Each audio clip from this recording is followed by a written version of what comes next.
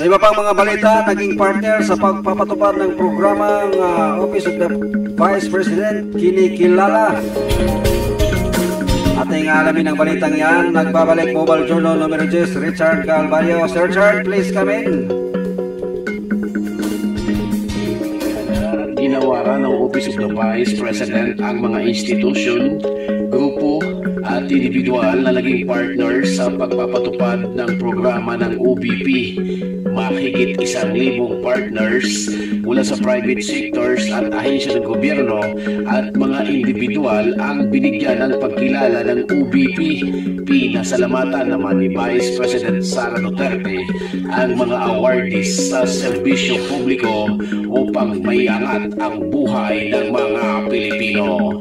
Kini nga balita nihatod kanato sa Bliss Panyawan Liniment Oil, ikan diri sa Bacoor, Cavite, Mobile Journal numero 10, Richard Calvario para sa Shine Balita Online. Sa buong